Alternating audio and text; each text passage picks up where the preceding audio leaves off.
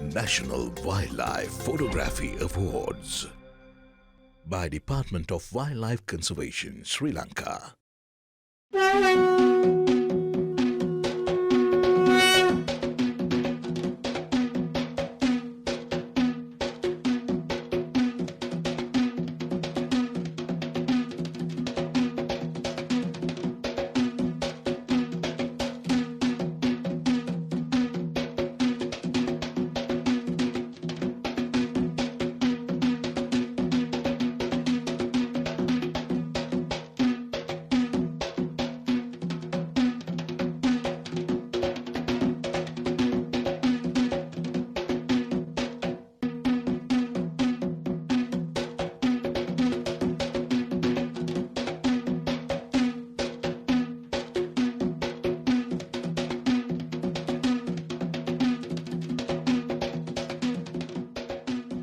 Ladies and gentlemen, please rise as we welcome our chief guest, along with the other special invitees and dignitaries.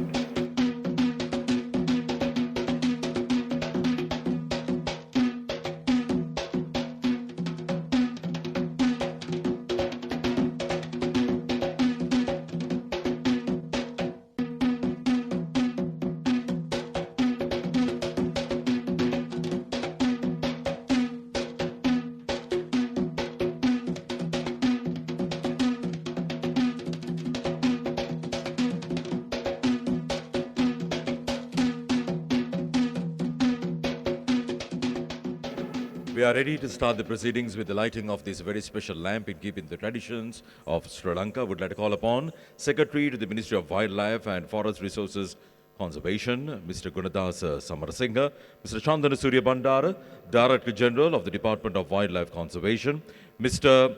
S.N.B.K.S. Senaratne, Additional Secretary to the Ministry of Wildlife and Forest Resources Conservation, Mr. Ranjan Marasinghe, Director Operations, Department of Wildlife Conservation and Acting Director General of the National Zoological Department, Mr. Manjula Amaratne, Director, Protected Area Management of the Department of Wildlife Conservation, Dr. Rohan Pethiyagoda, our guest of honor, keynote speaker here at this award ceremony. Would like to call upon Dr. Sumit Pilapitiya, former Director General of the Department of Wildlife Conservation, Mr. Rishan Sampath, Manager, Dilma Ceylon Tea and Dilma Conservation, Mr. Hishan Singhawansa, Deputy Chief Executive Officer of Cinnamon Hotels and Resorts, Mr. Kamal Munasinghe, General Manager, Cinnamon Grand, Mr. Salinda Handapula, Manager, Corporate Sustainability of Tokyo Cement Group, Ms. Jenny Harrison, Head of the Palmyra House, Mr. Praveen Samarakon, Vice President, Retail Sector, Metropolitan Technologies Private Limited, Mr. Suresh Sherath, General Manager, Metropolitan Technologies Private Limited, Mr. Sandhu Jayawardena, Chief Executive Officer, Optic House, Mr. Ushita Karyavasam, General Manager, Camera LK Stowe, Mr. Manusha Vikram Singha, Chief Operating Officer of Phototechnica, and Mr. Kavishka Allepola, Manager, Marketing, Jetfin Hotels Limited.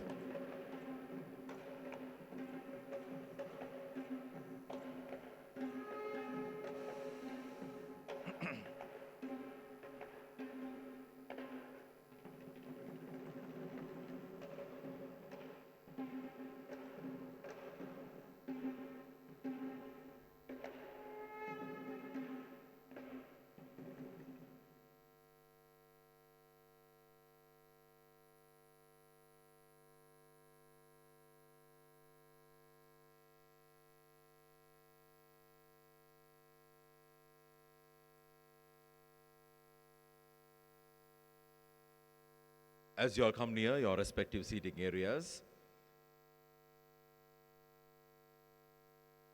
ladies and gentlemen, please remain upstanding.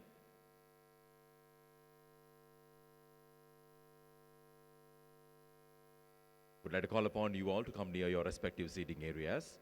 We are ready for the national anthem of Sri Lanka.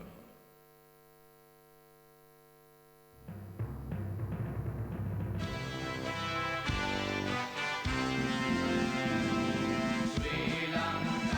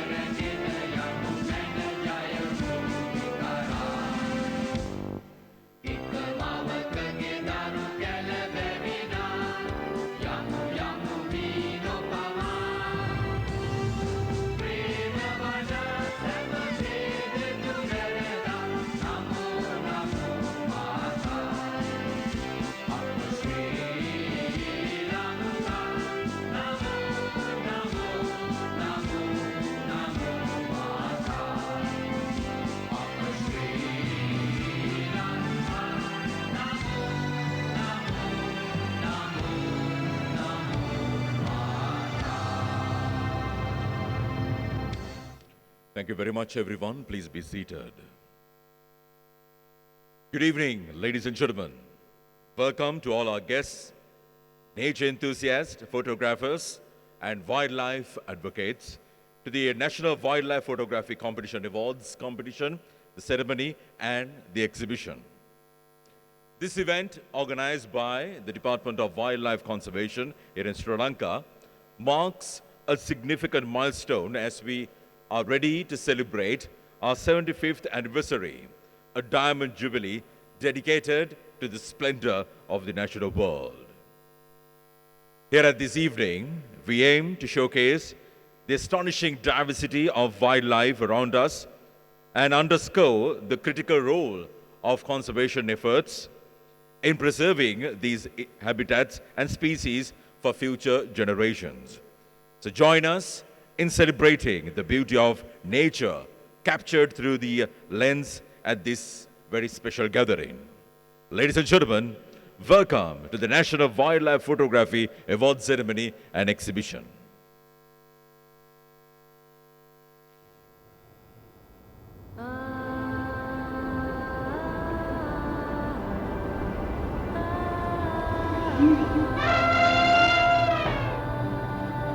In the heart of the Sri Lankan wilderness, where nature paints its own masterpiece, there exists a realm where moments are frozen in time, captured through the lens of passion and dedication.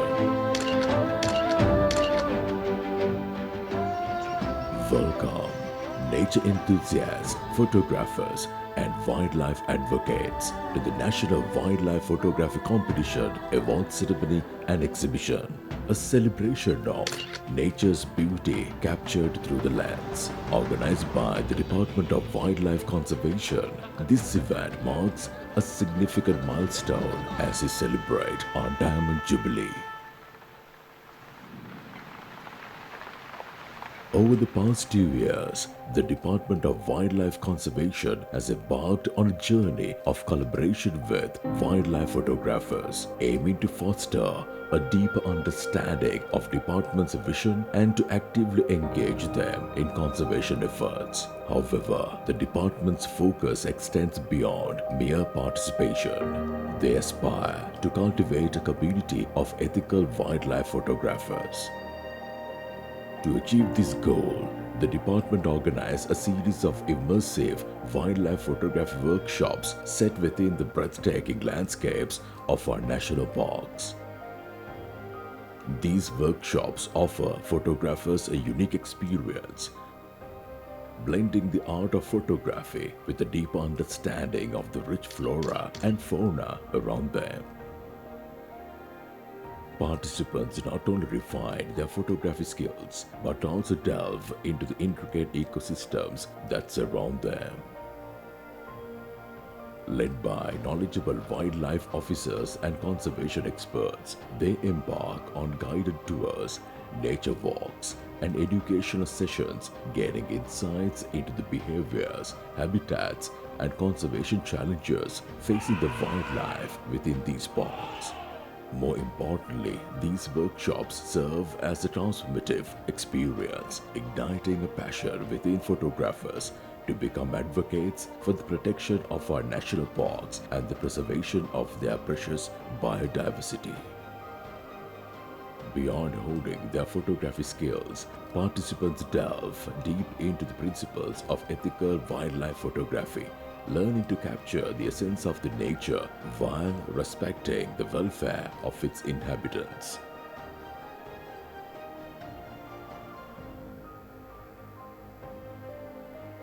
In a heartfelt tribute to the passionate wildlife photographers of Sri Lanka, the department proudly announced a wildlife photography competition open to all citizens, with 5 captivating categories: animal behavior, animal portraits, natural habitats, urban wildlife, and wild flora. The competition invited photographers to showcase their beauty and diversity of our natural world. And the response was overwhelming. In just 3 short months, over 2,000 entries flooded in, each one a testament to the deep connection and dedication of Sri Lankans to their country's wildlife and ecosystems. With the assistance of esteemed national and international judges, the painstaking task of selecting the finest among them began. After much deliberation, 70 exceptional photographs were chosen to be showcased at the exhibition, which will start after this ceremony. Each one a stunning portrayal of Sri Lanka's rich biodiversity. But the excitement doesn't end there. From these remarkable selections, 5 discerning photographers were crowned as merit winners, their talent and vision shining brightly for all to see. Additionally, 5 category winners were chosen, each representing excellence in animal behavior, animal portraits, natural habitats, urban wildlife, and wild flora. Among these outstanding entries, one photographer emerged victorious as the overall winner, their image capturing the essence of Sri Lanka's wildlife in a truly extraordinary way. So, dear friends, join us as we unveil the names of these talented individuals, celebrating their artistry and dedication to the preservation of our natural world. Stay tuned for an unforgettable journey through the lens of Sri Lanka's wildlife photographers, where every click tells a story of beauty, passion, and conservation.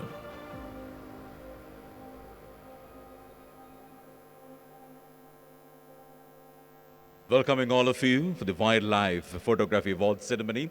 Ladies and gentlemen, please welcome Director Operations of Department of Wildlife Conservation and Acting Director General of the National Zoological Department. Please welcome Mr. Ranjan Samarasinghe.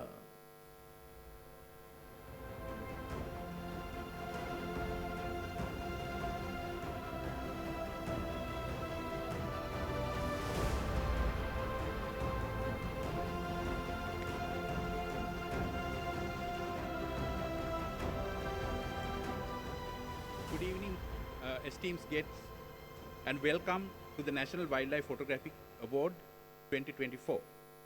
Today is a momentous occasion for the Department of Wildlife Conservation as we celebrate 75 years of tireless dedication to preserving the rich biodiversity of Sri Lanka.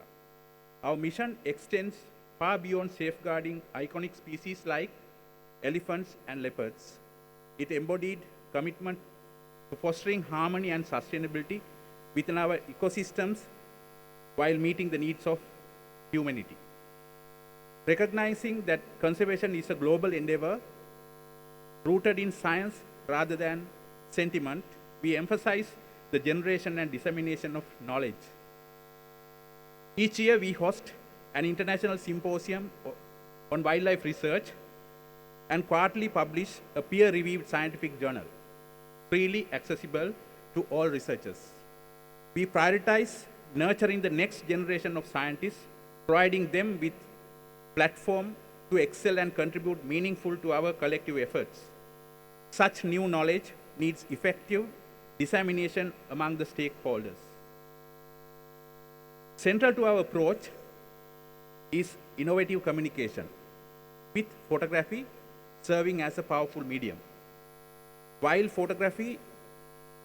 photography in particular demands not only technical skills, but also a deep understanding of ecology, patience, and ethics. By cultivating amateur photographers into skilled wildlife enthusiasts, we expand our pool of dedicated conservationists. Today, we inaugurate the National Wildlife Photographic Award and exhibition, a testament to our commitment to nurturing talents and celebrating excellence. This event makes a pivotal moment in the history of wildlife conservation in Sri Lanka, symbolizing our unwavering dedication to preserving our natural heritage for generations to come. Now, it is my distinct pleasure to extend a warm welcome to each of our distinguished guests whose presence here today underscores their unwavering commitment to wildlife conservation and photography. Mr. Gunadasa Samarasinghe, Secretary to the Ministry of Wildlife and Forest Resource Conservation, graces us with his presence as our esteemed chief guest. despite his demanding schedule, bringing with him a wealth of experience and leadership in environmental stewardship. Sir, your presence is a great honor for all of us. Mr. Chandana Surya Bandara, Director General of the Department of Wildlife Conservation, stand as a beacon of visionary leadership, propelling our department's initiatives to new heights.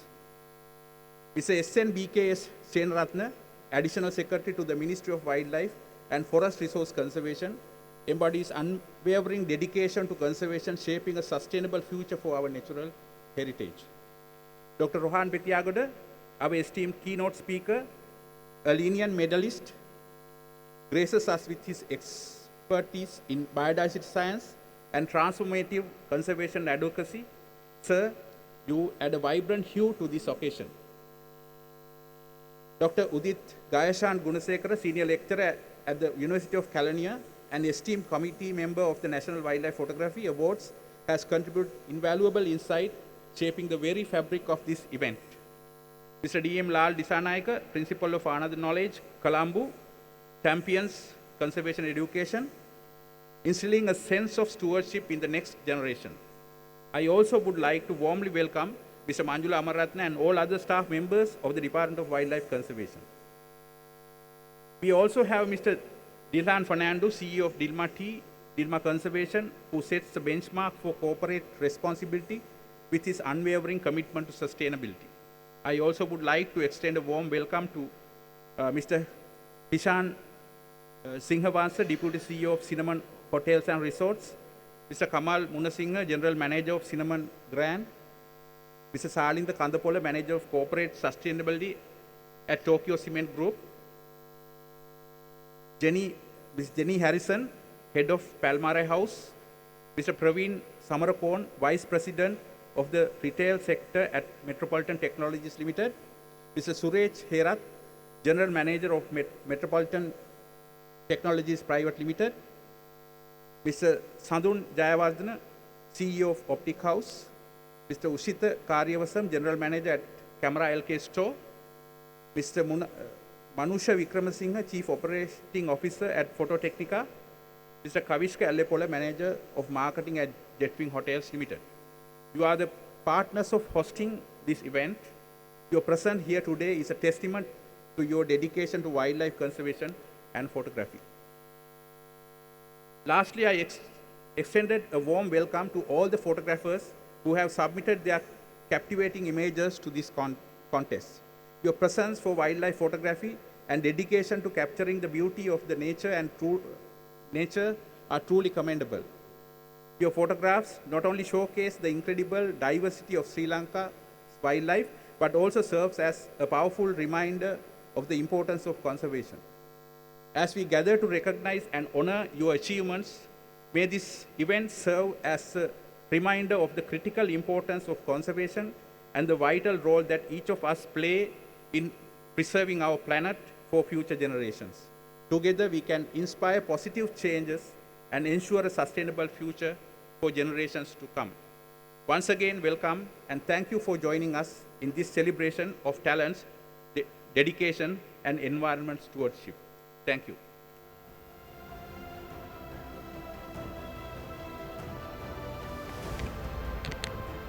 Thank you very much, Mr. Ranjan Marasinghe, Director Operations of Department of Wildlife Conservation and the Acting Director General of the National Zoological Department. Next to address the gathering, ladies and gentlemen, please welcome the Director General of the Department of Wildlife Conservation, Mr. Chandana Surya Bandara.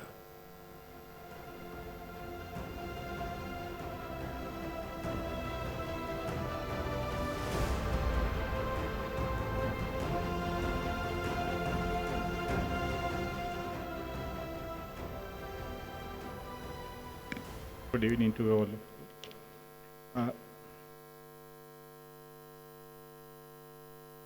Secretary to the Ministry of Wildlife and Forest Resources Conservation, honored guests, esteemed photographers, wildlife enthusiasts, staff members of the Department of Wildlife Conservation. I think you all are in. This event is about bringing together the work of our established and emerging photographers those who have added a significant and remarkable value to the photography by the way of focusing their lenses at the nature. The caliber of the creations displayed today confirms your desire in capturing, feeling, and understanding the nature with an emphasis to our pristine wildlife resources. We presume that we are sensitive enough to feel the toil you have made to achieve such a success. We are in an endeavor, not knowing when or whether ever we will succeed to conserve our wildlife resources and the heritage grown upon it for the benefit of our forthcoming generations. Now, we, the Department of Wildlife Conservation, is delighted as another force thrust through the wildlife photography is meaningfully added to support our mission. I may urge you, despite ingenuity and creativity are with you and technical capability is at your easy reach, you have to have a tight grip over your integrity and respect towards ethical standards set for conservation. Once we feel that you are of that caliber, we will quietly admit that you are a nature photographer. It is neither a lesson nor advice. It is an expression of our understanding about the habitat which we are still surviving. Please be ensured that today will be a lot of excitement and packed with learning. Thank you. The next few hours and 2 full days are for you. Thank you.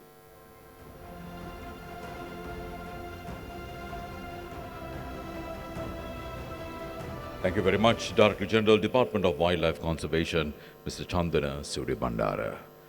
Addressing next, adding well wishes. Ladies and gentlemen, please welcome Secretary to the Ministry of Wildlife and Forest Resources Conservation, Mr. Gunadasa Samarasinghe.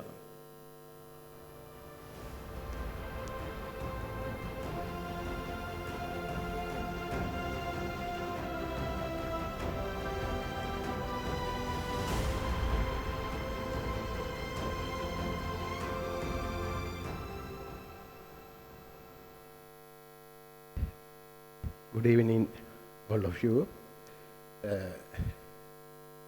Director General, Department of Wildlife Conservation, and Additional Secretary to the Ministry of Wildlife Conservation and Forest Conservation, and Dr.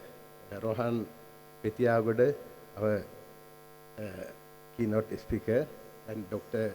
Pilapitiya and Dr. Udit and other honored guests, esteemed photographers and wildlife enthusiasts, and other officials from Department of Wildlife and Ministry of Wildlife and Forest Resource Conservation. It is with great pleasure and excitement that I stand before you today at the 2024 National Wildlife Photography Day Awards ceremony. This event is a celebration of the incredible talent and passion that exists within our nation's wildlife photography community. First and foremost, I would like to extend a warm welcome and express my gratitude to all our distinguished guests. Your presence here today underscores the significance of the occasion. Today we are gathered to honor and showcase the remarkable work of talented photographers who have captured the beauty and diversity of our wildlife through their lenses. Each photograph tells a story, evokes emotions and shed light to the importance of conservation and preservation of our natural heritage.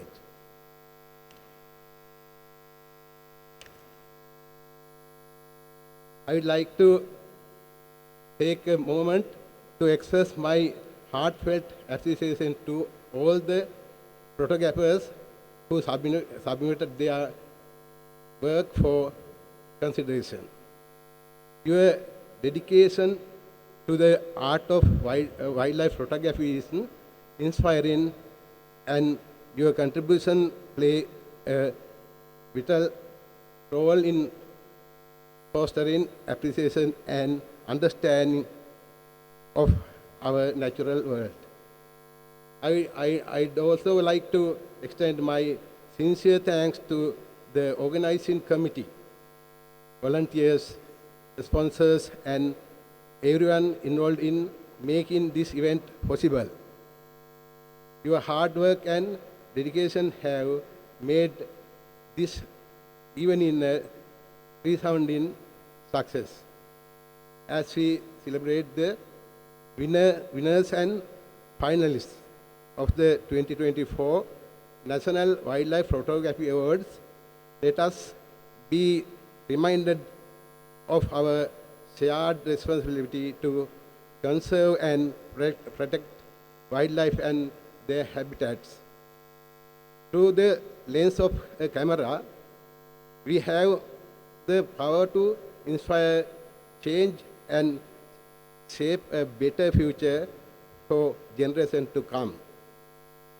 In closing, I congratulate all the winners and participants once again. May your passion for wildlife photography continue to shine bright and serve as a beacon of hope for our natural world. Thank you. Thank you very much.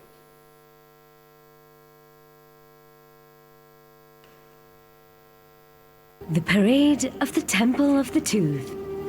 The world watches in awe as the tooth relic of the Lord Buddha is placed in a golden casket and is mounted on the chief elephant's back as he strides through the city with pride to the rhythm of beating drums. Presented to you by the best of Sri Lankan talent, Rangagamage Performing Arts Foundation.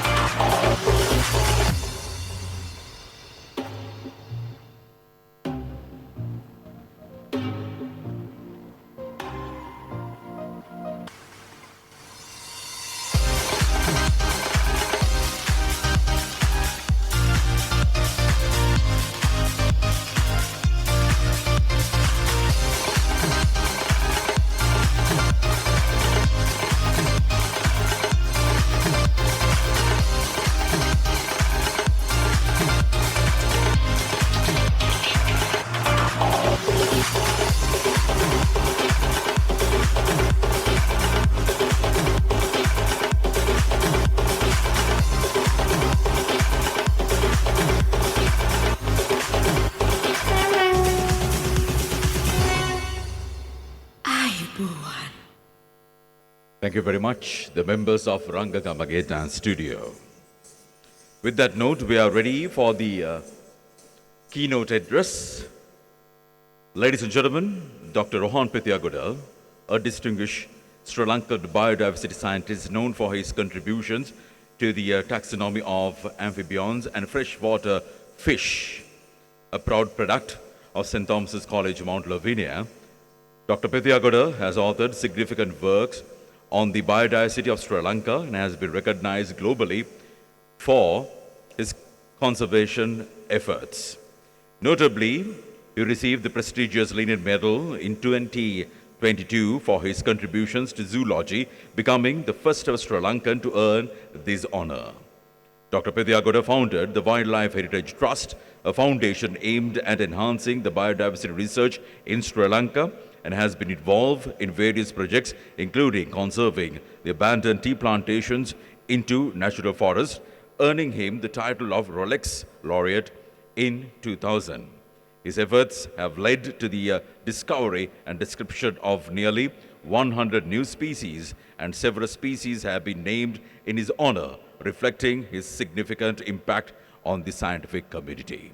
Ladies and gentlemen, to talk us through imaging the natural world, please welcome Dr. Rohan Pethiyagoda. Secretary Gunadasa Samarasinghe, Director General Chandana Surya Bandara, Deputy Director General Mr. Manjula. Manjula, I've forgotten your surname. Yes, forgive me. Nilanthi and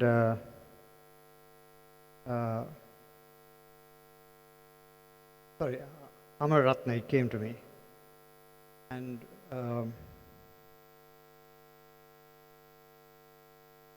I'm sorry, I got that mixed up.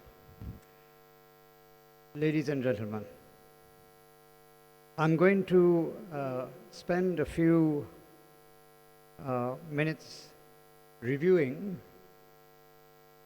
the history of imaging that will, I hope, give you an idea of how we arrived at this place today. One of the first instincts of humans after we emerged from Africa about 100,000 years ago was to start drawing.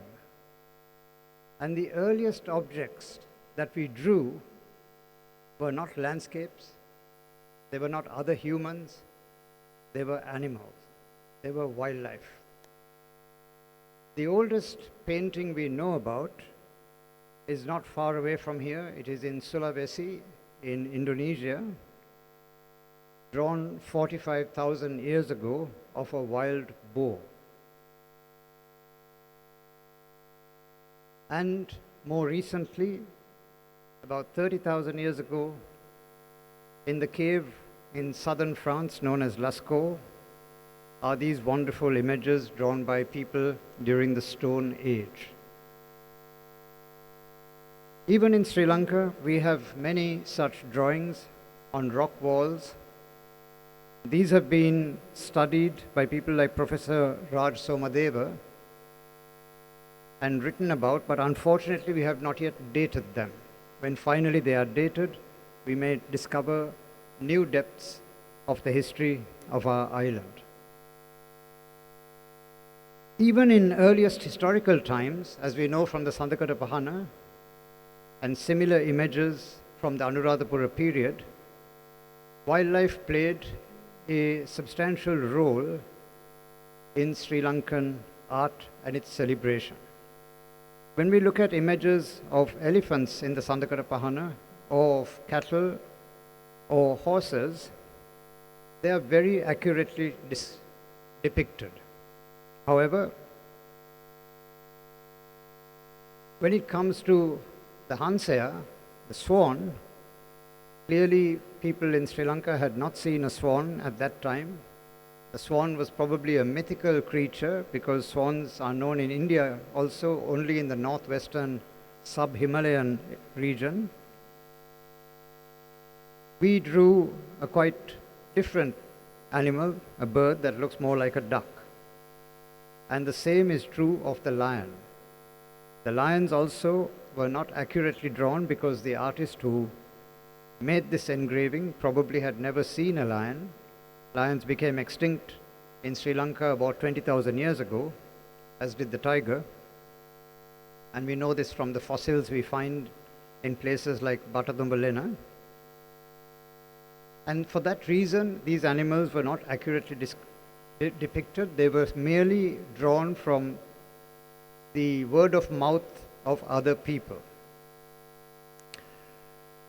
There was a long gap from the Rajarata civilization to the present era or the colonial era.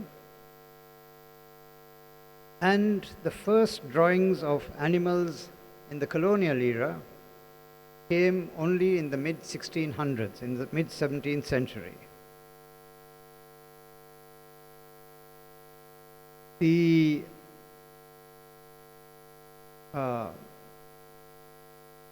British author Robert Knox, who spent several years in Sri Lanka, when he went back to England, he wrote a book in 1681 called A Historical Relation of Ceylon. And there he published images of some Sri Lankan animals, but he was not an artist, so he had to describe these animals to other people who in turn depicted them. As you can see, his image of a macaque, a rilava, looks rather like a dog, because the artist himself had never seen a macaque. When it came to the leaf monkey, it looked quite human, because the artists had not seen the animal they drew. But by the middle of the 1600s, gradually specimens of animals from Sri Lanka were going to Europe. The earliest such drawing we know about was drawn in the early 1600s, the Batakola, which was sent to Europe as a specimen, and that specimen still exists in Germany. The same with the Colacanea, what we know now as Channa orientalis, an endemic species. These also by the mid-1600s had gone to Europe and came to be drawn. In fact, the name Channa, the scientific name Channa, comes from a corruption of the Sinhala name Kanea, because the Dutch wrote the K sound as CH. So when they intended it to be pronounced as Kanna and not Channa.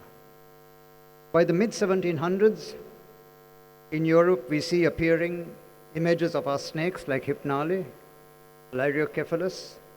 This is published in 1735. But these were all drawn from dead specimens. And so when they drew a loris, this is how it turned out. Now in the wild, you never see a loris like this, of course. But gradually, as the 17th century and the 18th century progressed, the quality of illustration improved until it became quite realistic. In 1637, an elephant from Sri Lanka was exported to Europe.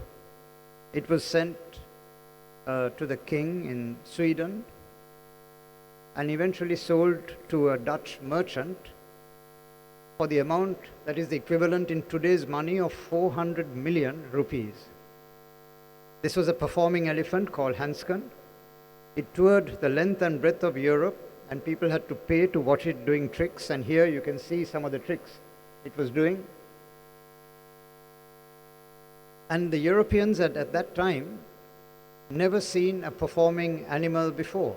Elephants are much more intelligent than any animal you get in Europe. And so the owner was able to make a huge amount of money by exhibiting this elephant, going from town to town, village to village, showing this Sri Lankan elephant off. So well known was the elephant that even the famous artist Rembrandt drew a picture of it. And when this elephant died in the city of Florence in Italy eventually, it was preserved and its skeleton is still in that museum, in the Natural History Museum in Florence. And now it is the so-called lectotype, in other words, the specimen of the elephant that is, to zoology, the original specimen. and the genus Elephas also takes its name from this specimen.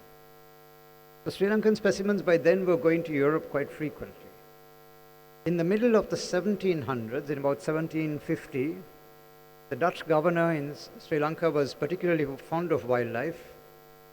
He was a man who was in love with Sri Lanka, though he was a colonial governor. It was him who originally organized for monks from Kandy to be sent to Thailand, to Siam, and founded the Siam Nikaya so that monks from Sri Lanka could get the Upasampadava in Thailand. The Siam Nikaya was effectively founded by Governor Lawton. He gave Dutch ships to take the monks to Burma and come back with Burmese monks to Kandy. And he found a local artist called Peter de Bevier, whose job was to draw the animals in his little zoo. And these now are becoming quite lifelike because the artist has finally seen the actual animals he was drawing. The sunbird on the top left there is named after Lawton. It's Lawton's sunbird. Meanwhile, nobody had really taken interest in the plants of Sri Lanka. Well, not in drawing the plants of Sri Lanka, but the Dutch had widely explored the flora of this island. Between 1717 and 1747, 3 books were published in Europe on the flora of Sri Lanka. That was its importance at the time. But in the early 1800s, the British had occasion to start a botanic garden in Kalutara. They later moved it to Peradeniya in about 1822, but the first botanic garden they had was at Kalutara. And there at Kalutara, the botanic garden found a young man, an artist, called Harmanis Dialvis Seniviratna, and they commissioned him to start drawing the plants of Sri Lanka. Harmanis lived to an age of more than 100, and he and his sons and grandsons, people like William Dialvis Seniviratna, George Dialvis Seniviratna, they became a family of plant artists. They went to India, to Singapore even, as artists commissioned to draw the floras of those countries. Harmanis's and his sons' paintings are still in the National Herbarium in Peradeniya, but sadly not being exhibited. These are beautiful parts of the Sri Lankan heritage drawn almost 200 years ago by a young village lad from Kalutara. By the middle of the 19th century, artists who were quite famous were arriving in Sri Lanka to draw the plants.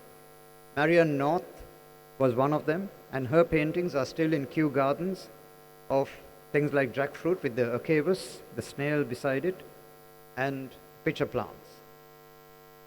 And so illustrating Sri Lanka's plants and animals had got well underway.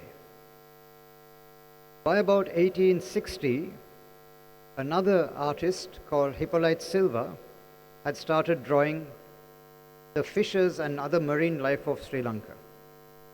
Hippolyte Silva drew almost 600 species of marine animals found around Colombo. And these paintings were lost for 150 years until they turned up in 1992 in an antique warehouse in the Netherlands. At that time I heard about it, and I got a whole bunch of friends, like some of you here present in fact, to contribute money, and we bought it for the National Museum in Colombo. That was more than 30 years ago. Sadly, that collection still is in the museum, I hope, but it has also never been exhibited. This is a unique part of Sri Lanka's natural history heritage. Hippolyte Silva was a talented artist. This is another of his drawings, which was published in Emerson Tennant's Natural History of Ceylon. And as you can see, though the pictures are in a special style, they are very lifelike and realistic, because he had seen the animals in the wild. And that was just about the time when photography was beginning, in the mid-1800s. So the first true photographer that we had was this man, Lawton. He was a Tamil gentleman from Batticaloa.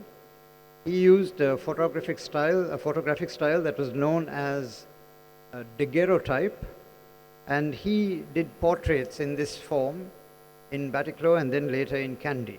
he has to be recognized as the first Sri Lankan photographer. But then, by the end of the 1870s, there appeared in Sri Lanka an altogether remarkable woman. She was married to Charles Hay Cameron, who was the person who made the biggest difference to Sri Lanka as we know it today. I'll go into that in a minute. But she was a remarkable woman, Julia Margaret Cameron. She was one of the earliest women photographers in the world, and she brought her equipment and her art to Sri Lanka together with her husband later in life. They were so in love with this country that when they finally retired in England, they decided that they had to die in Sri Lanka. So they bought 2 coffins and a cow because they liked milk. And they came to Sri Lanka in 1873 and lived for about 6 or 7 years before they both died. And it was Charles Hay Cameron who was the co-author of the Ceylon Charter of Justice of 1833. I'm saying this because it's an important and interesting part of our history, in the sense that it was this document, one of the most precious documents that I own, which I have left in my will to the National Archives. The Charter of Justice outlined the establishment of the Legislative Council in Sri Lanka and the Executive Council. For the first time in Sri Lanka's history, ordinary citizens were able to advise the governor. We had some kind of representative government. They established the Education Commission so that normal people could get an education in Sri Lanka, which until then you either got in the Pirivena or in the church school. Importantly, they also unified Sri Lanka. We refer to Sri Lanka as a unitary state. You refer this quite often, you hear this quite often. What it meant at that time was that after the British took over the Kotte Kingdom around 1798, the Kandyan Kingdom remained independent till 1815, till the Kandyan Convention, but the 2 units were administered as 2 separate countries by the British. Then in 1833, Colebrook-Cameron report insisted that they be joined into one country called Ceylon. So we get a unitary state also thanks to Charles Hay Cameron. And they admitted Sri Lankan citizens, not just white people, into the public service and abolished Rajakarya, which until then had been a form of involuntary servitude imposed by the government, including the Dutch government. The British, from that day onwards, said that they will pay for any service that we do to the government and they will not take it free. So, the 2 Camerons are buried in Sri Lanka, 2 very famous people by any standard in the world. Julia Margaret Cameron is, even in Britain, a celebrated pioneer of photography. They are buried in near Bhagawanthalava in St. Mary's Church, in the churchyard. And as you can see, it's completely neglected. But this should be a heritage site in Sri Lanka, because this was a true pioneer of the art of photography worldwide. And her portraits are hanging in, for example, the National Portrait Gallery in the United Kingdom. This is a picture of Marion North in the veranda of Julia Margaret Cameron's house in Kaluthara, and she's painting. The photo itself is invaluable, taken by Cameron. She's painting a little boy who's posing in the veranda. She took hundreds of portraits, about 60 of the Sri Lankan portraits are surviving, which are very striking considering that these were done in the 1870s, very striking in their character and in the art of portraiture. This was a servant in her house. As Julia Margaret Cameron died, I think in 1879, we had a new phase of photography starting with 2 Swiss cousins, Paul and Fritz Saracen. They were 2 rich guys, highly educated anthropologists from Switzerland who came and spent a lot of time in Sri Lanka over the next 20 years. Having arrived here on their private yacht, they walked the length and breadth of Sri Lanka. They didn't take any horses, they decided to walk. And they were two excellent photographers. This is in the early 1800s. And it's their photos from which we know, for example, what the Tupa Ramaya looked like at that time, what Colombo port looked like in the age of sail. This is the top of Devon Falls near Thalawakale in the age of coffee, before tea had been planted in Sri Lanka. Lake Gregory in Norelia, Paggala as seen from Ramboda. And the Saracen cousins also started a new trend of popularizing Sri Lanka, then Ceylon, as a tourist destination with images like this. Tourists who came to Sri Lanka, and still ones who come to Sri Lanka, take photographs of catamarans and elephants bathing and the view from Sri Pada at dawn, and until they were made illegal bullock carts. And these images went round the world to popularize Sri Lanka as a tourist destination, already 150 years ago. And they took many other images of Isrumonia, Mihintale. Can you see the monk in the pictures meditating on the side of the rock? And many places in Anuradhapura, the famous temples that we have now, Ruan Velisaya, Abhayagiriya, and so on. They also started imaging the people of Sri Lanka. They took hundreds of photographs, for example, of the Vadda people, and by then they had brought to Sri Lanka film that was a bit faster, lower exposure time than had been used before. Here you see two of their photographs side by side. In those days, when you took a picture, you had to tell the subject to stand still and not to move, which is why wildlife photography was almost impossible. Because if the animal was moving, the film would blur. And you can see from the fact that they were able to photograph dancing in the Vadda community, that now the quality of film was becoming better and better. And when they could manage the subjects in their pictures, here in an elephant kraal, the traditional method of capturing elephants, they were able to tell people to stand still to get clear pictures. And so we have these documents of how elephants were captured in those times by traditional methods. Not just that, but even the Perahara at Kandy was depicted in photographs for the first time around 1880. And then we have the first beginnings of the age of natural history photography. While excavating a site near Peradeniya, the Saracens encountered an ichthyophis, a Sicilian. This is an endemic Sri Lankan amphibian. It was with a nest and its eggs, and they quickly took a photograph. But of course, the place was too dark, so they couldn't publish the photograph.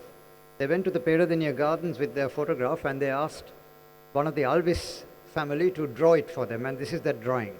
This became one of the most famous natural history drawings in the world at the end of the 19th century. It was such a remarkable picture. It is probably the first actual portrait of biology in life in Sri Lanka. But of course, the Saracens were not perfect people. They also shot elephants for sport. Here you can see one of them sitting on an elephant that they have shot, holding in his left hand the tail, and his right hand the knife, the dagger with which he had cut it out. At about the same time the Saracens were here making those early explorations, there were two people in England, two brothers, Richard and Sherry Kearton, who had become the world's first wildlife photographers. This was in the 1890s. And they began the first, taking the first photographs, for example, of birds, birds' nests, fledgling birds, reptiles, and so on. In 1898, they published the world's first book on wildlife photography called With Nature and a Camera. These guys were really serious wildlife photographers.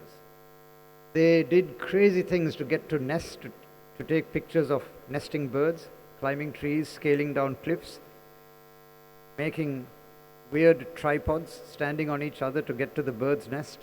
And even the cow you see on the right-hand side picture there is actually not a real cow. They made this cow so that they can hide in it and take pictures of wildlife that were frightened when humans were around. So as Sri Lanka entered the 20th century, the early 1900s, photography was beginning to become ever better. By 1911, National Geographic, which was one of the most famous magazines in the world for photography, sent a team out to Sri Lanka to photograph the whole island. This is a picture of one of the last pearl fisheries that took place in Aripunia Manor at that time. You can see at the bottom left-hand side of the picture is quite blurred because the waves are crashing and the men are moving around. And that's because despite the strong sunlight in Manor and using a pinhole camera, you still couldn't have film that was fast enough to capture a moving image. So the National Geographic magazine of 2012 is one of my proudest possessions in my library. This is dedicated to Sri Lanka with some magnificent images like the elephant you see here. When you consider that this photograph was taken 120 years ago, it is altogether fantastic. The quality is amazing. And it also gives us an essence of what Sri Lanka was like at that time. I want you to think of that in the context of what you're doing here. Some of the animals that you might be photographing today might be extinct 50 years from now. Yours might be the best images that will ever be taken of these animals. You are also archivists in addition to being artists. And similar to the Saracens and that tradition, by the early 1900s, people like Skene and Plater were taking hundreds of pictures of Sri Lankan scenes and scenery and sending them all over the world about this strange and wonderful island. When naturalists like W.W.A. Phillips came to study the birds and the mammals in the 1930s, photography was already available to them, and they used this technique in black and white as best they could. But the speed of film was still very, very slow, and that persisted until the 1950s. The ISO numbers they used in those days, I think, was typically like 32, somewhere there. Very slow film. And the man who made a difference in Sri Lanka happened to be working for the institution that Mr. Ranjan Samarasinghe today is heading. He was assistant director at the Zoological Gardens, Rodney Jonkless. And he was a brilliant diver. He learned to dive himself. And I'm going to show you a little movie, if it works, of him in the Great Basses. This is in the mid-1950s. Scuba diving had just been invented. He had never been trained as a scuba diver, but he was a very brave man. And now, as you can see, color film has arrived in Sri Lanka. And the sensitivity of the film is enough to facilitate underwater filming. Rodney Jonkless was my guru when I started studying fish in the 1980s. He took me to many interesting places, took me diving with him, and in many ways taught me much of what I understand about fish now. These are a few groupers that he had learned to hand feed in the Great Basses. As you can see, they're very tame and coming very close to him because he was feeding them by hand. He was petting them like a dog. He was very, can you see that? Very close to these wild animals in this underwater landscape. Of course, he used to train them almost like circus animals, as you can see here, by giving bits of fish that they would come and eat.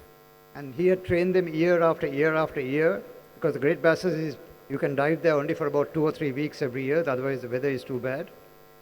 And so every year he had gone down and trained these fish to be his friends. And as you can see in this next image, the fish were playing tricks on him as well. At one point, one of them goes and snatches the fish from behind him and escapes. But Rodney was such a courageous man that even though he's diving alone without a buddy, with only the photographer, he took brilliant pictures. So it was he who first brought live photography to the wildlife scene in Sri Lanka, even before I was born, and I'm 68 years old. After that, color photography came into its own in the 1970s with this publication of this lovely book by Roloff Benny, a German man. It was a bestseller. It didn't have much wildlife, just a little. But by 1986, Nihal Fernando, a very ardent naturalist at the time, a great lover of nature and conservationist, published this book, which was one of the earliest coffee table books of wildlife photography in Sri Lanka. It was followed by large numbers of books, but now printed books are becoming more and more expensive. If any of you bought the most recent book that was published on wildlife as a coffee table book, I think it was Sanka Vanyachi's Ghosts of the Clouded Plains, beautiful coffee table book about the leopards of Horton Plains. I think 10,000 rupees, something like that. So it's a lot of money. But the art of photography was steadily improving. In 1990, when I published my Freshwater Fishes of Sri Lanka, for the first time I was able to publish color pictures of all the fish species in Sri Lanka. This had never been done before. But photography was so difficult then because color film could not be processed in Sri Lanka. Color transparencies, you had to take the pictures and send the Kodachrome film to Australia for processing. Sometimes the film would go through the customs X-ray machine and be destroyed. So it was really expensive to do the photography, so you had to get it right. So I used to catch the fish and put them in an aquarium by the riverside and then take their photograph behind glass. But now, with digital cameras becoming cheaper and better, people like my colleague Hiranya Sudhasinghe are taking fantastic underwater pictures, even in freshwater, which just shows how good you can get in capturing animals in their natural state. This is even an underwater picture of Lanka nectes, a frog. So now underwater photography has become something standard. So there we lead to the digital age. But already by 1964, the Natural History Museum in London had started the Wildlife Photographer of the Year competition. And this, of course, raised wildlife photography to a new level altogether. You are all familiar with the kinds of images that came out of that process. Increasingly beautiful pictures, some of them funny, all of them fantastic. But what happened was, as a result of digital photography becoming ever more common and many more people participating in photographic art, there also arose a large number of people cheating the system. So this winner of 2009 in the photography competition in London had to be disqualified because it was discovered that he had trained a fox to perform tricks and pretended that it was a wild animal. Now we are entering into a new age, which I think we should not delay to exploit. I'm going to spend the next few minutes telling you why I think that. I'm going to show you a clip of a little puppet, a monkey, that had been dropped in the middle of a troop of langurs, Vanduro, and the monkeys think that this is actually a dead baby monkey. And the video is of the reaction to this dead baby monkey, but it's not a real baby, it's a doll. And they all get very sad, and you can see them really curious and confused about what's happening. This is a scene that you could easily film anywhere in Sri Lanka. When you watch the reactions of the monkeys and the way they console each other after the dead baby, it's almost human. What is unusual about that very commonplace bit of photography is that 200 million people have watched that clip. 200 million people. And if you put a clip on YouTube and you have an account, YouTube pays you between $1 and $5 for every 1,000 views. So all you need in order to register for a YouTube account is 1,000 subscribers, not very difficult. The families of the people in this room are 1,000. And you need to get 50,000 views of a 5-minute clip. Believe me, that is not difficult either. I have given boring lectures on public policy, for example, which have been watched more than 100,000 times. This is not difficult to do. But that one clip of the monkeys you saw probably earned the photographer between 60 and 300 million rupees. That's how much YouTube pays you for that kind of viewings. And when you look at the pictures that come, for example, from BBC filming in Sri Lanka, of course using more technology like drones and slow motion. This was shot a couple of years ago in Yala by the BBC team. These get huge numbers of views, hundreds of millions of views worldwide. And as a result of that, the owners of these photographs earn fantastical amounts of money. It doesn't have to be with such expensive equipment. As you saw with the monkeys, you can even do that with a mobile phone. And here's one shot with a mobile phone, not in Sri Lanka, where a tourist is in a vehicle and you can see what's happening to him. Thankfully, he's a very brave man. He doesn't pull his foot away from the action. And that little clip of his, 10 million views on YouTube.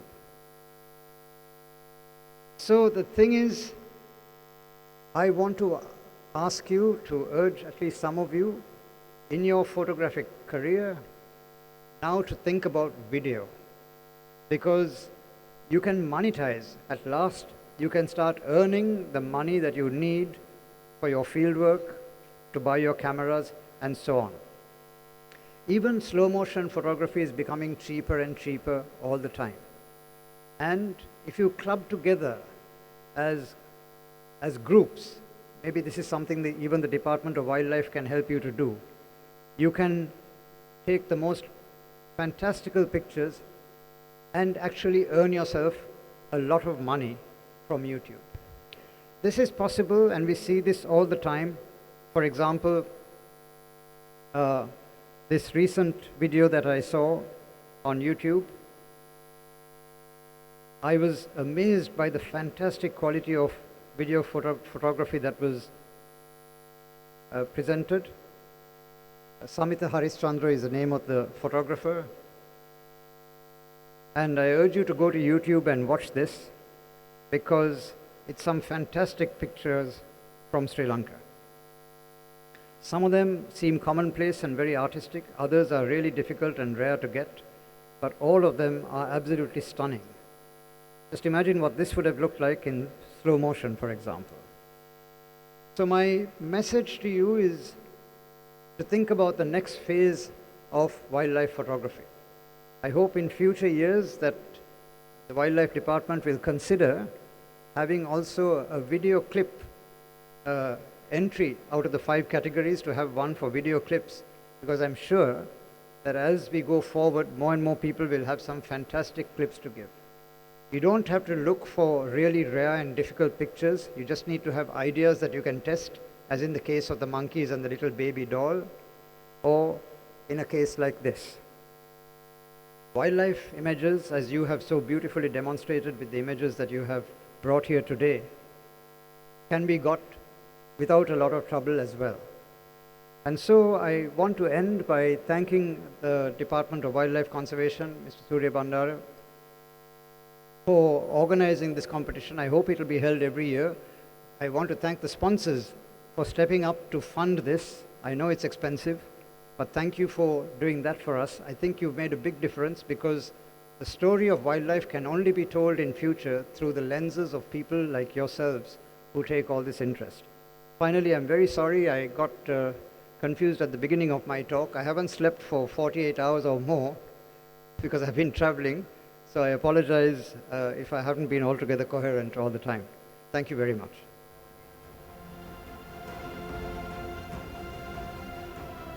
Thank you very much, Dr. Rohan Pethiyagoda, for those words of encouragement, well wishes, and utmost expertise sharing here at this Wildlife Conservation, the Photography Award Ceremony. So with that note, ladies and gentlemen, we are ready to start the presentation of awards and certificates. In the last 2 years, the Department of Wildlife Conservation has actively collaborated with the wildlife photographers to deepen their involvement in conservation initiatives and to foster ethical photography practices. This collaboration involved a series of immersive photoshops held in the stunning landscapes of our own national parks, where photographers were educated not only on the technical aspects of photography, but also on ecological sensitivity and the importance of conservation. To celebrate and further encourage this engagement, the department initiated a nationwide wildlife photography competition, inviting entries in 5 distinct categories, as you all are aware: animal behavior, animal portraits, natural habitats, urban wildlife, and wild flora. This competition drew an overwhelming response with over 2,000 entries submitted within just 3 months, showcasing the dedication of Sri Lankans to their natural heritage. After a rigorous selection process involving national and international judges, 70 photographs were chosen for their exceptional portrayal of the country's biodiversity. These selected works will be displayed at the exhibition that will begin right after this award ceremony, offering a glimpse into the rich wildlife and ecosystems of Sri Lanka through the lens of our own citizens. Ladies and gentlemen, we are ready to present the certificates now. To do the honors, would like to call upon Director General of Department of Wildlife Conservation, Mr. Chandana Surya Bandara, along with Director Operations, Department of Wildlife Conservation and Acting Director General of National Zoological Department, Mr. Samarasinghe. Can we have the 2 gentlemen on stage, please? This segment is sponsored by Bank of Ceylon. Thank you very much, Bank of Ceylon. And at the same time, would like to call upon our other sponsor, Optic House. Can we have Mr. Sandun Jayawardena, Chief Executive Officer of Optic House, joining the dignitaries. So we have 56 certificates to be presented. Would like to call upon all the recipients to come up on stage the moment you hear your name, without any delays. We're going to start off with Amal Tennakoon.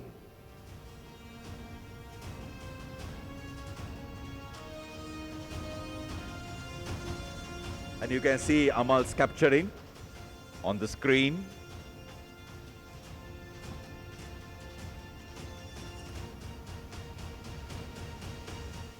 Amata Mendis Vikramasinghe.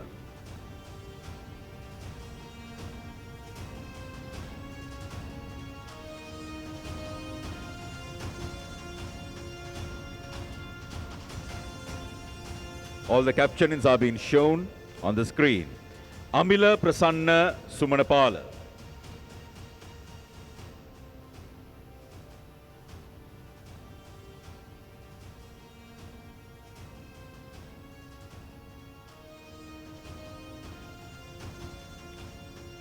Dr. Asanga Chintaka Fernando.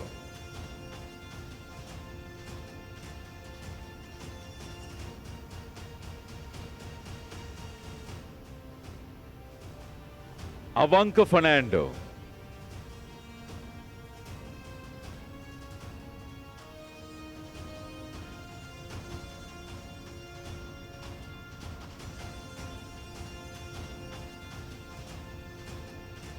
Banu Mapalagama.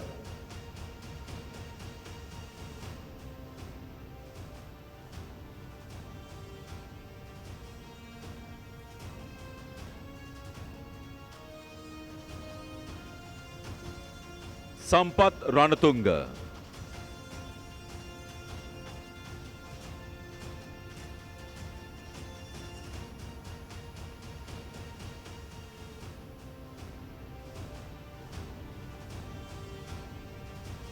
Diluk Alexander.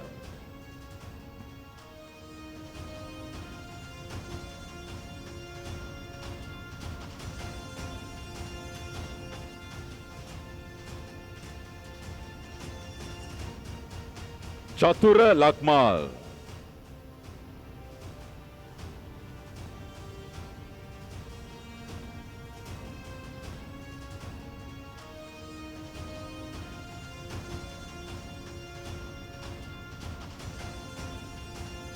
Chaturya Bandara.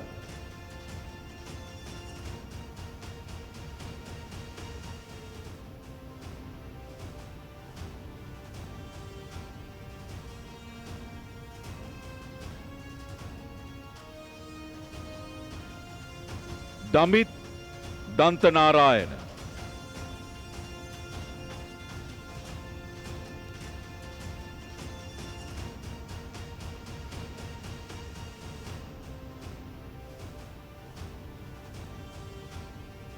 Julian Benjamin.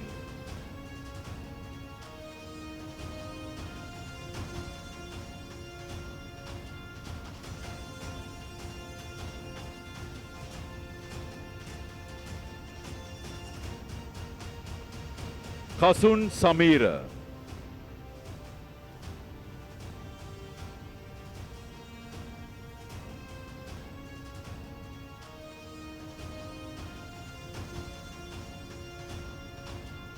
Gagana Mendis Vikramasinghe.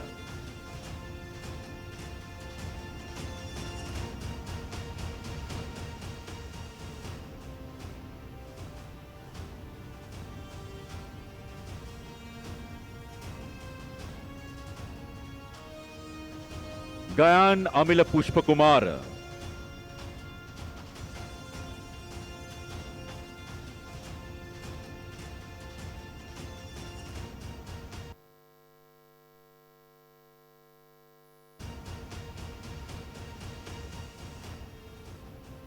Gayan Chandanayaka.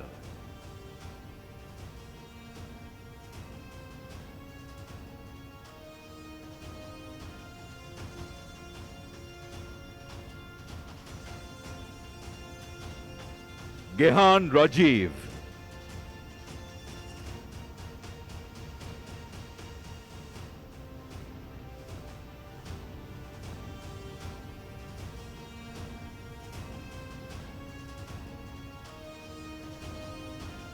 Harry Sudarshan.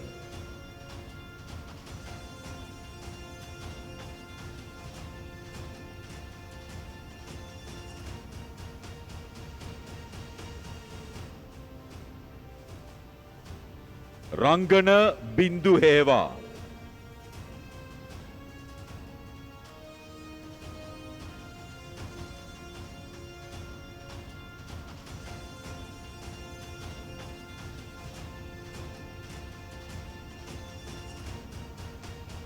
Jayatu Amarasinghe.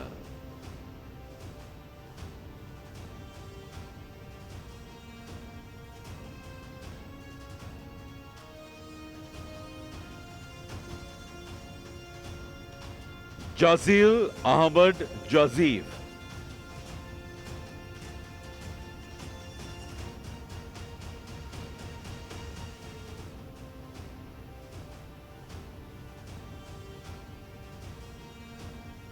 Kavya Anjalika Samaravikrama.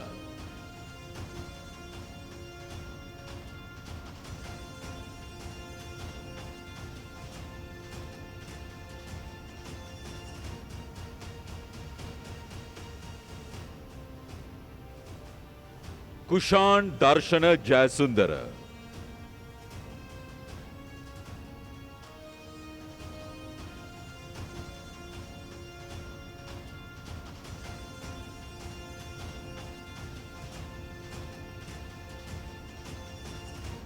Kushan Samira Ranjit Obri.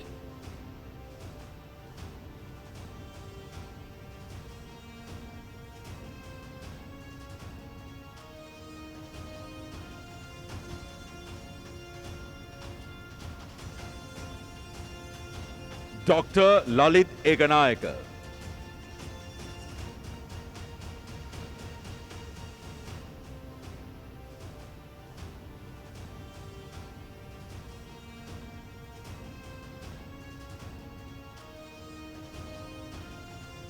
Lushanka Pereira.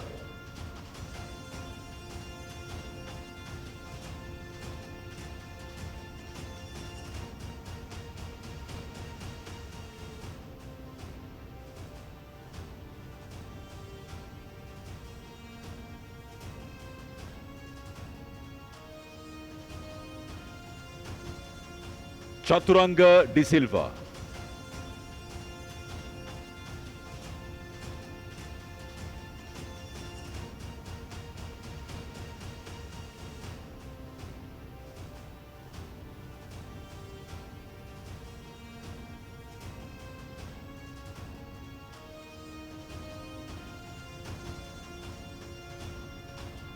Thank you very much, presentation party. You may take your respective seats. We have more certificates to be presented. Thank you very much. But before we do so, it's time for some entertainment by the members of Rangagamage Dance Studio.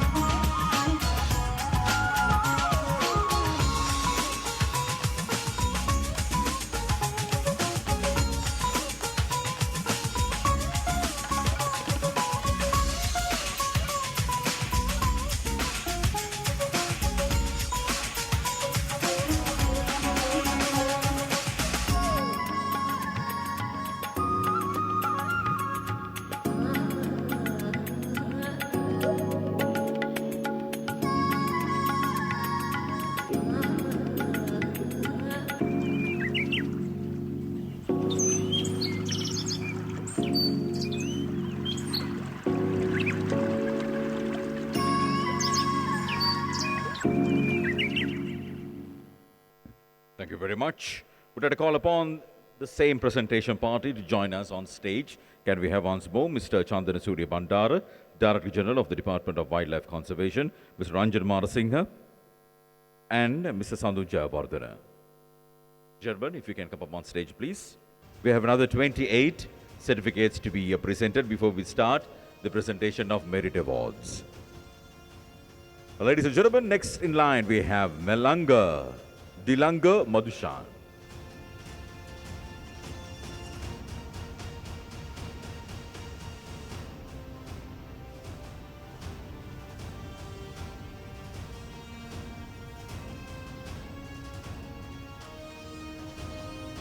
Amalshan Lahuge.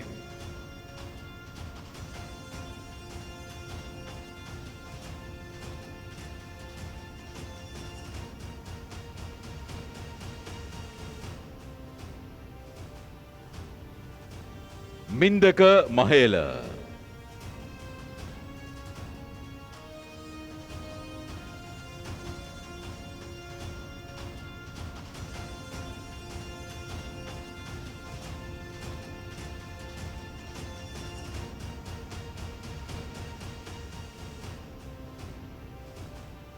Mohan Raj Loges Varanathan.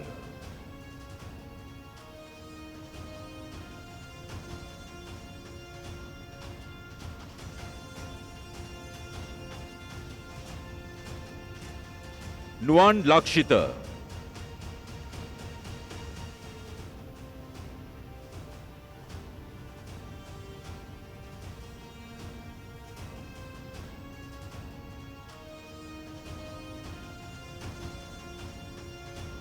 Udaya Chanaka.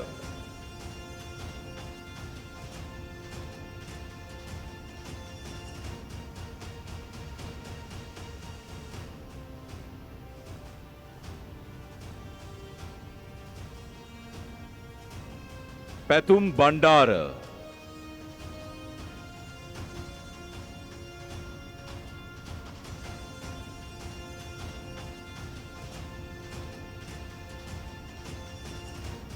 P. Niranjan.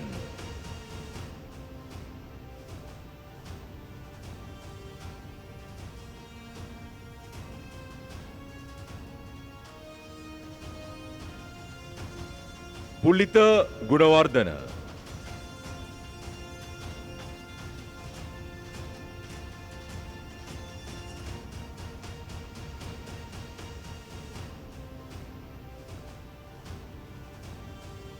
Rajiv Abesekara.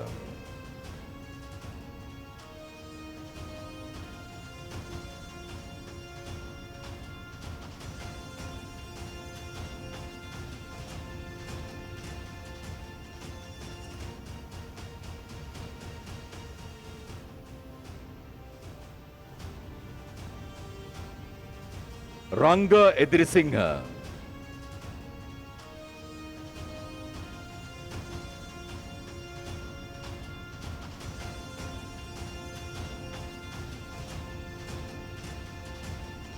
Ranjit Peramune.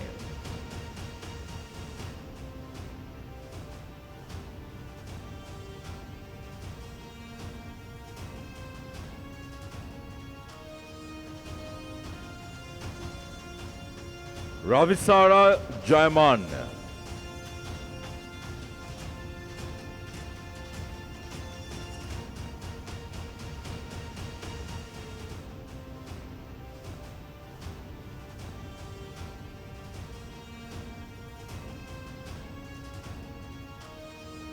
Chamara Fernando.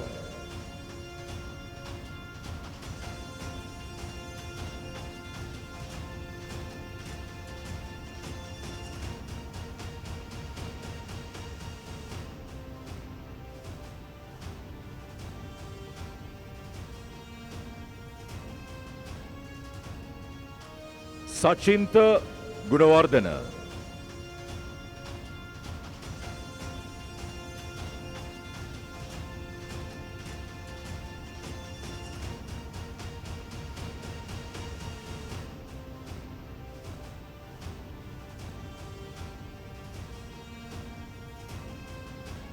Lahiri Soisa.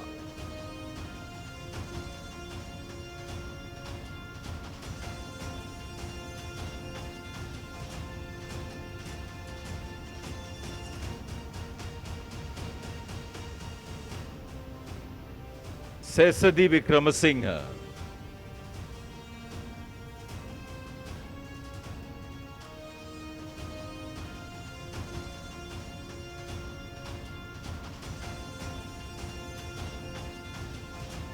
Chintaka De Silva.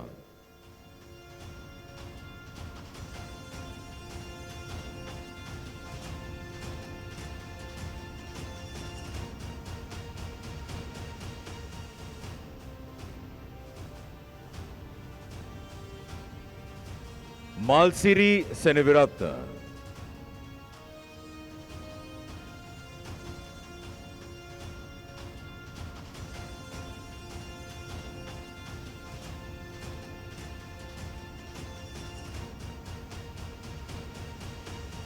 Sudhira Laktapriya.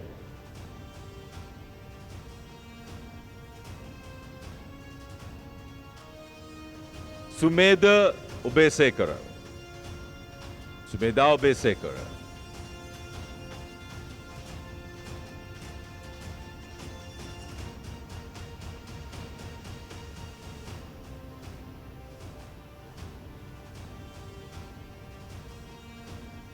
Tarindu Ranasinghe.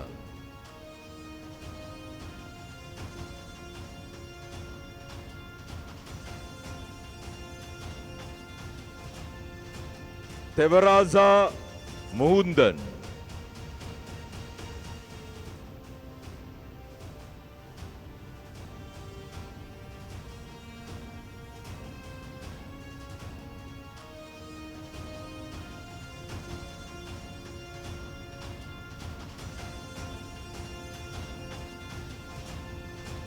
Thilan Udara Vijay Singhe.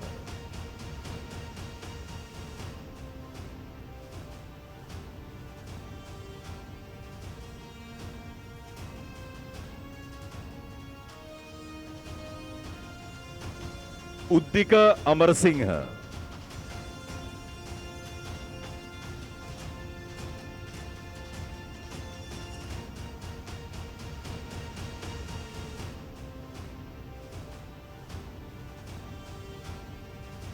Yasit Rajapaksa.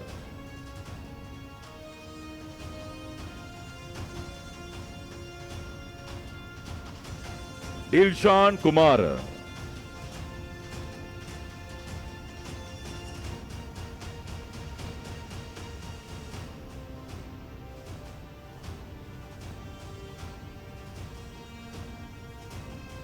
And Dr. Vasiri Rasu Gajaman.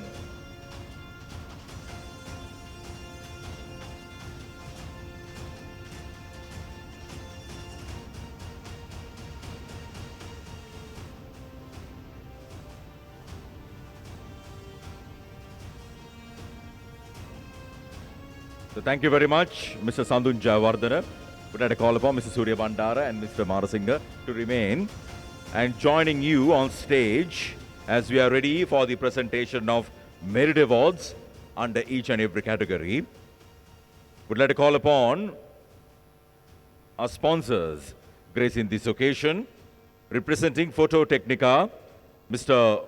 Manusha Vikramasinghe, Chief Operations Officer of Photo Technica, and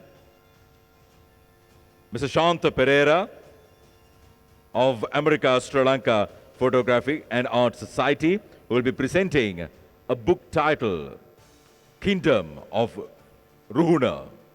Kingdom of Ruhuna, home of the Ruhunu Yala National Park. A book by Surya Jailat Pereira. Can we have the gentlemen?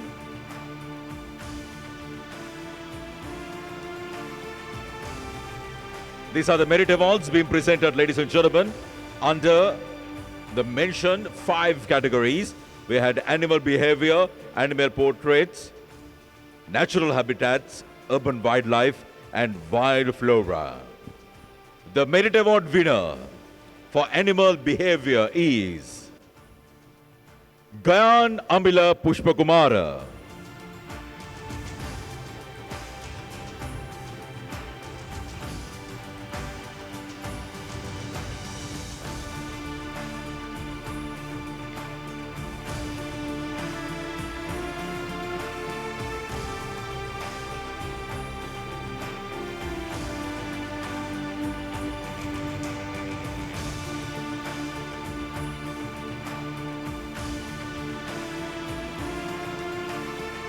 Well done, congratulations. And next, the Merit Award winner of Animal Portraits. And the award goes to Dr. Lalit Ekanayaka.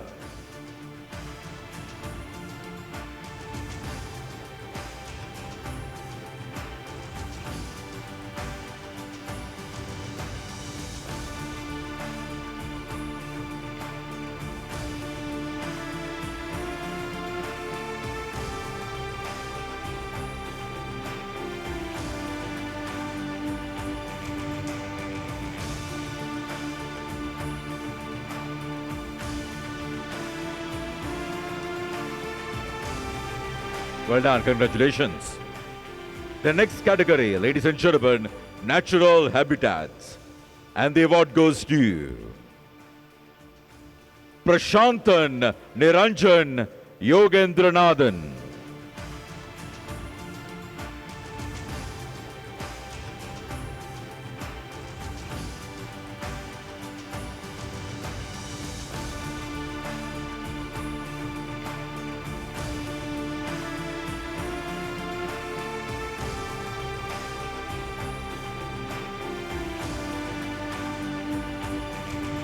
Well done, congratulations. Next, we have urban wildlife. Under urban wildlife, the merit award goes to Pulitha Gunawardana.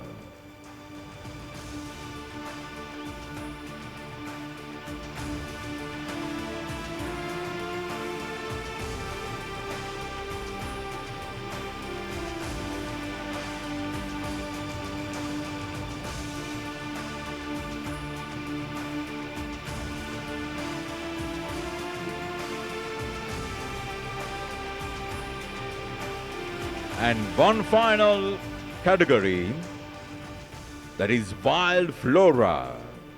The merit award winner is Mahesh Chaturanga De Silva.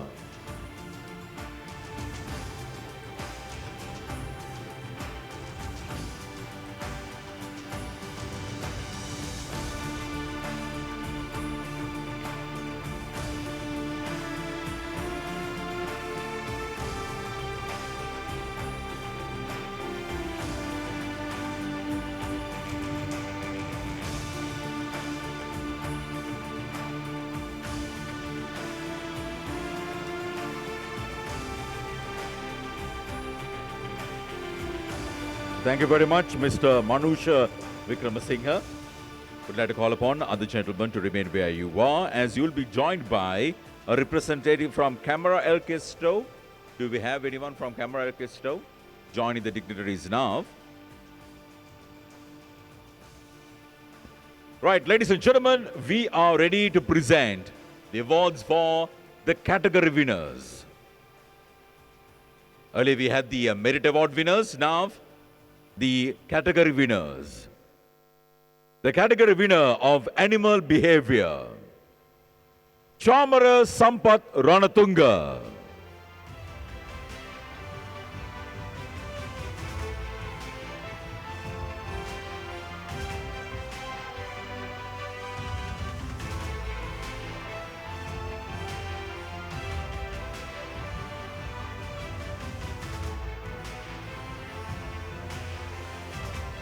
Well done, congratulations, Chamra Sampath Ranatunga. The next category, ladies and gentlemen, we are ready to recognize the winner of animal portraits. And the winner is Don Kasun Samira.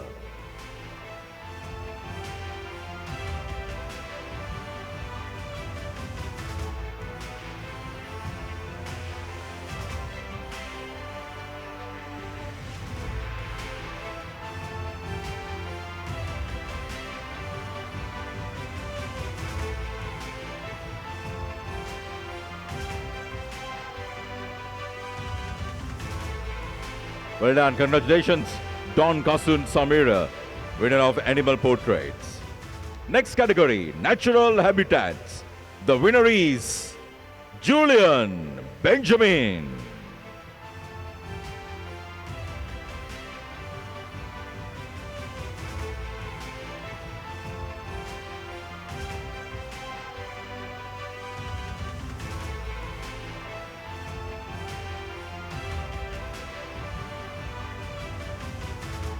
Julian Benjamin, winner, Natural Habitats. Congratulations. Ladies and gentlemen, for urban wildlife, the winner, Amanda Jayamana.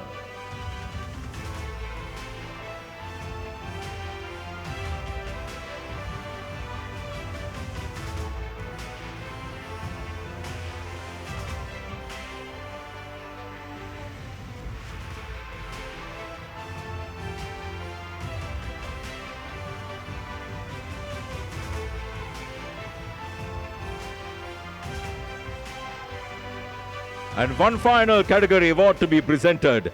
The winner of Wild Flora. The winner of Wild Flora, Amila Prasanna Sumanapala.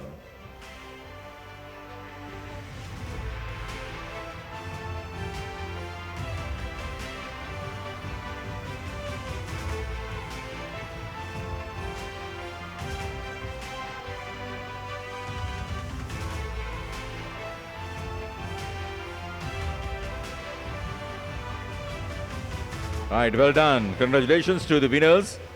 And thank you very much. Presentation party joining with us. You may receive your seating. Only one award to be presented. That is the overall winner of this edition of National Photography Award Ceremony, the National Wildlife Photographer of the Year 2024. You stay tuned with us as we're going to move in with a dance performance, and right after that we'll be having the winner being announced. Let's enjoy the dance now.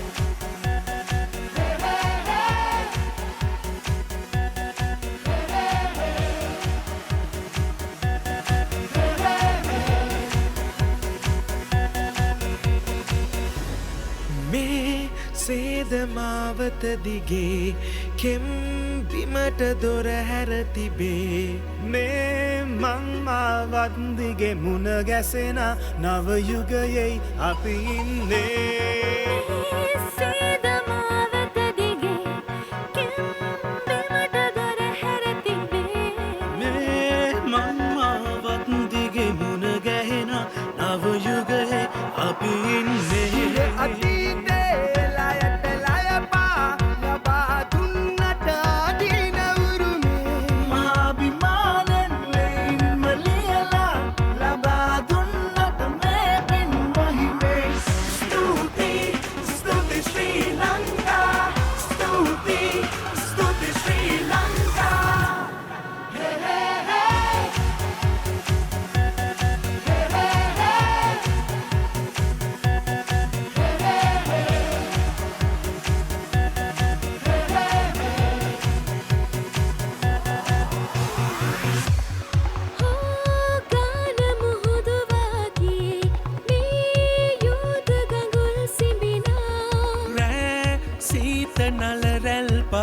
සුවඳයි අපේ සුවඳයි මේ එන්නේ ගාන මුහුදු වගේ මේ යෝධ ගඟුල් සිඹිනා රැසීත නලරල් පවා සුවඳයි අපේ සුවඳයි මේ එන්නේ අපි ගැන අපිටම පුදුම හිතේවි සත්‍යකින්ම අද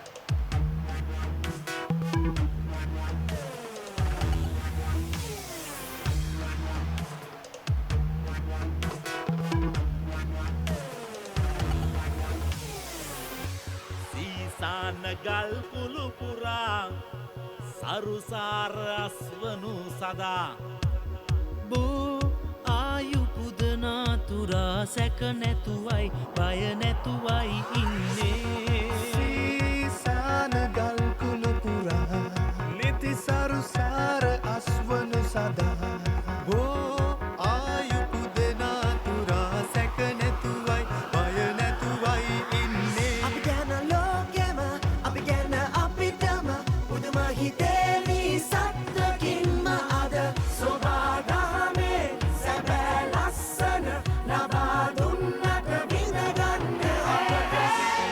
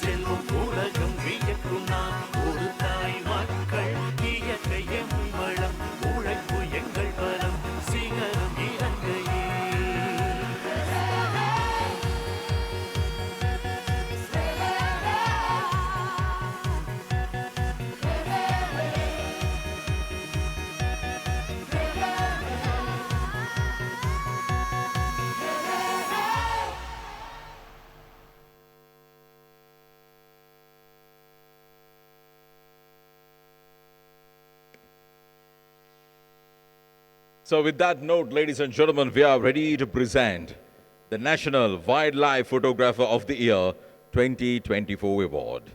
To do the honors on stage, can we have with us Secretary to the Ministry of Wildlife and Forest Resources Conservation, Mr. Gunadasa Samarasinghe, and at the same time, Director General of Department of Wildlife Conservation, Mr.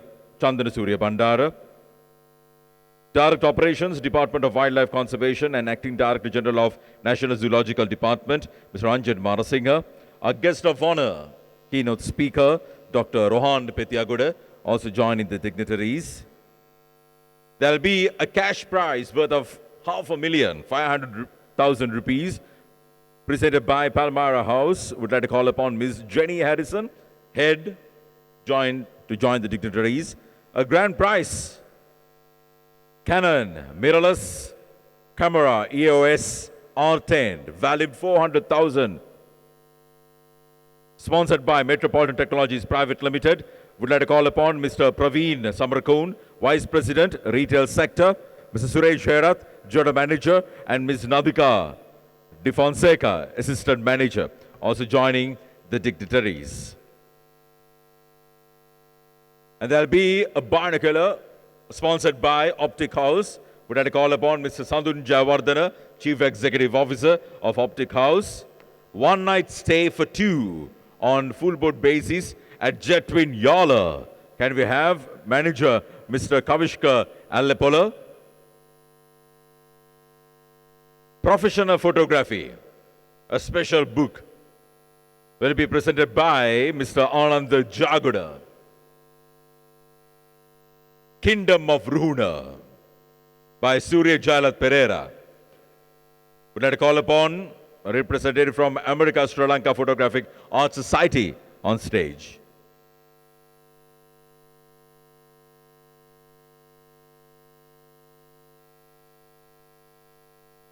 And you are here at Cinnamon Grand.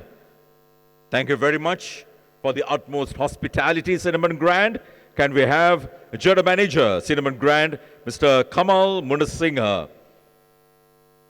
Also joining the dignitaries, and Manager Corporate Sustainability of Tokyo Cement Group, Mr. Salinda Kadapula.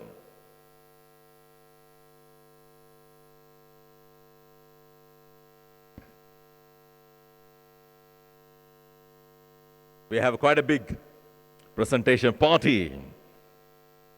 Ladies and gentlemen, we are ready for the most coveted award of the night.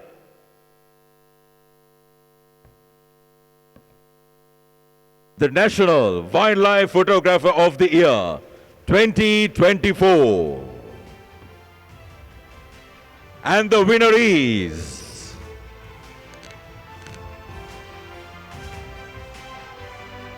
the winner, National Wildlife Photographer of the Year 2024, Sesadi Vikramasinghe.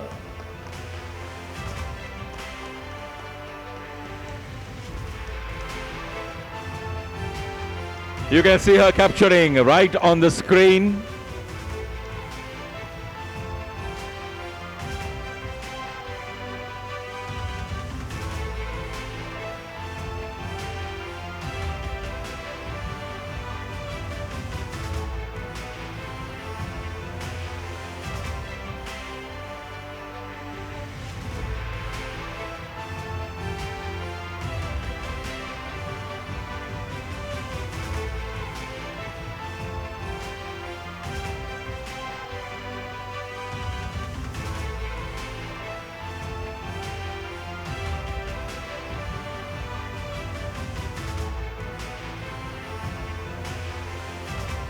Well done. Congratulations, Sesadi Vikramasinghe.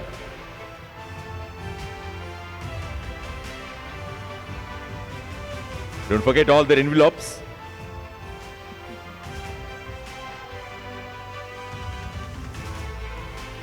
And the award being presented, ladies and gentlemen, National Wildlife Photographer of the Year 2024, Ms. Sesadi Vikramasinghe.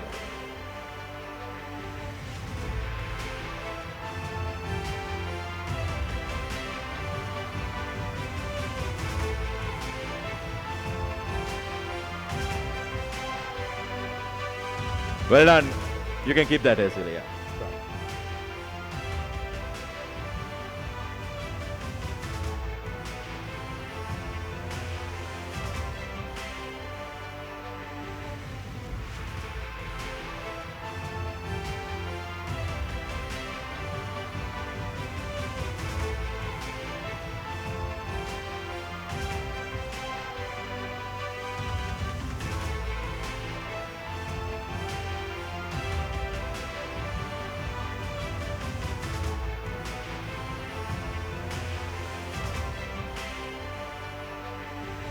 All right, thank you very much. Congratulations to Sesadi Vikramasinghe.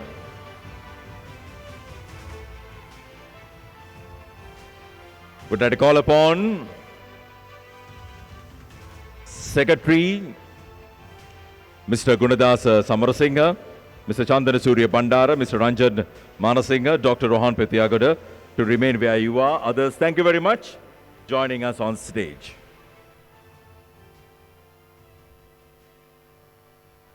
And we have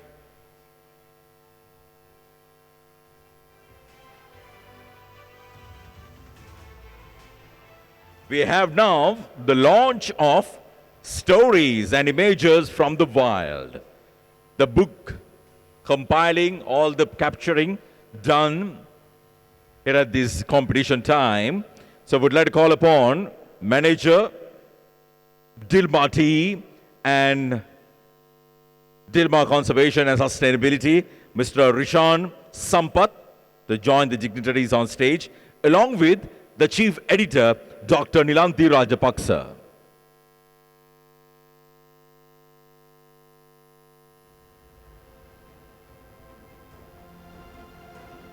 So the first copies of the Stories and Images from the Wild will be presented by first Chief Editor, Dr. Nilanthi Rajapaksa, to Dr. Rohan Pethiyagoda, and then Dr. Rohan Pethiyagoda will present it to our chief guest, Secretary to the Ministry of Wildlife and Forest Resources Conservation, Dr. Gunadasa Samarasinghe.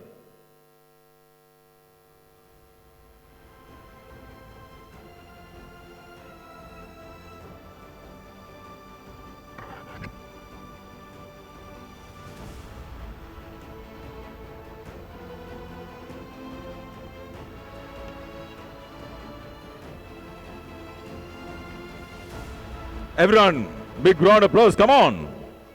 Launching of these Stories and Images from the Wild. And now we have the website being launched, wildlifephotography.lk.com, www.wildlifephotography.lk.com.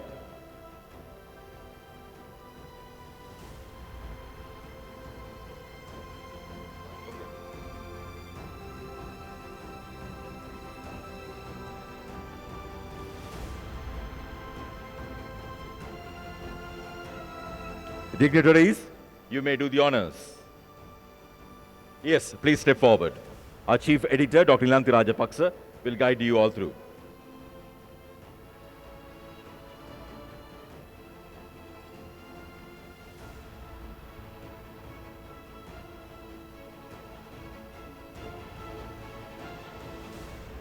Right, here we go, ladies and gentlemen, as you can see on the backdrop, www.wildlifephotography.lk.com.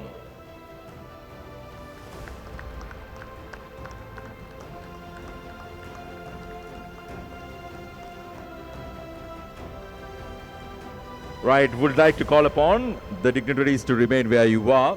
Can we get rid of the table? Now we have the panel of judges being recognized. We had both international and national representatives, scholars, veterans, doing their utmost in picking the right winners for all these categories and the overall winner. A big thank you to all the members of the panel of judges. We had Mr. Nicholas from Australia, Ms. Arshana from India, Dr. Udita Gayashan Gunasekar, a senior lecturer, University of Kelaniya. Unfortunately, these members are not here with us, but we do have Mr. Milinda Wattegedara, Mr. Milinda Pethiyagoda.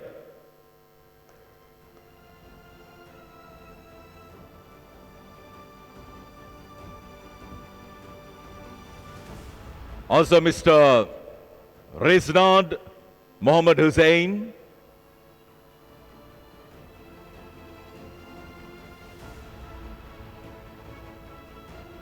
Pasan Senaviratna.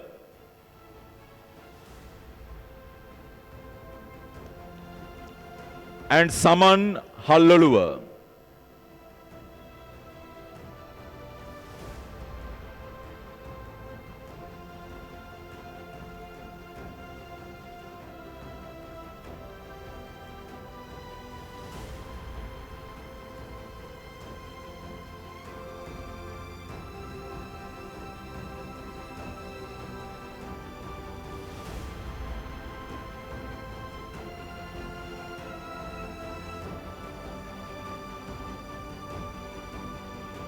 Shall you all put our hands together, give the panel of judges also a big round of applause. Come on.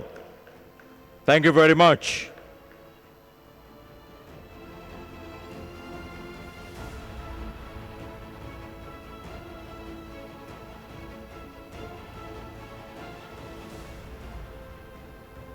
Right, thank you very much. The presentation party joining with us to do the honors. So with that note, ladies and gentlemen, we are ready to wrap up the formalities. But before we do so, to say a very big thank you to certain individuals, teams, organizations who made a tremendous contribution towards the grand success of this competition and the exhibition being held, and at the same time, everyone who contributed towards the true reality of this vision.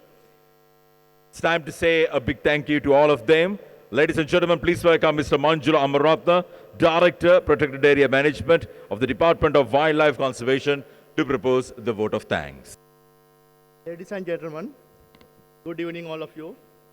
On behalf of the Department of Wildlife Conservation, it gives me immense pleasure to extend a heartfelt voice of thanks at the conclusion of this remarkable event, the National Wildlife Photography Award. First and foremost, I would like to extend my heartfelt gratitude to our chief guest, Mr. Gunadasa Samarasinghe, Secretary of the Ministry of Wildlife and Forest Resources Conservation, and Dr. Rohan Pethiyagoda, our keynote speaker, for their valuable insights today. And I want to express my deep sense of gratitude to Mr. Chandana Surya Bandara, Director General of Department of Wildlife Conservation, to give the approval to hold this awarding ceremony followed by the exhibition. Today, we have gathered to celebrate not only the artistry and skill of our talented photographers, but also profound beauty and importance of natural island. This event has been a true testament to the passion and dedication that exists within our wildlife conservation community. I want to express my sincere thanks to all photographers who submitted their work to this competition.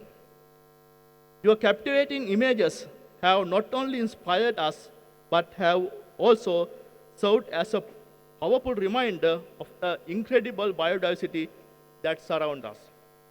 Each photograph tells a story and helps raise awareness about the importance of conservation.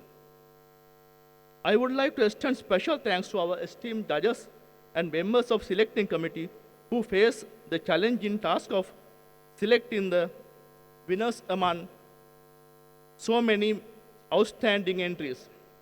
Your expertise and commitment to this process have ensured that the award truly reflects excellence of wildlife photography.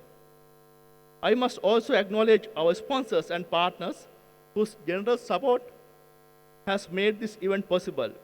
Your investment in wildlife conservation is invaluable. Your contributions are vital in promoting initiatives that protect our natural heritage.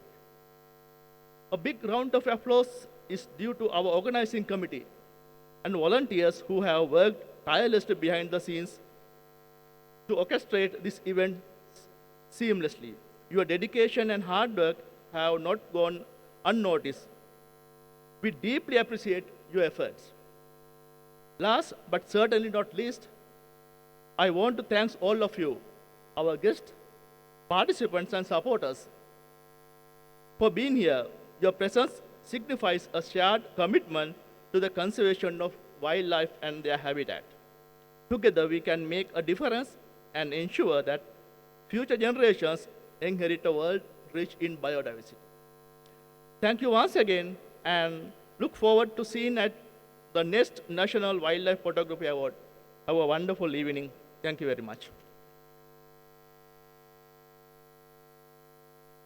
Thank you very much, ladies and gentlemen. Mr. Manjula Amarratna, Director, Protected Area Management of the Department of Wildlife Conservation, Sri Lanka, proposing the vote of thanks.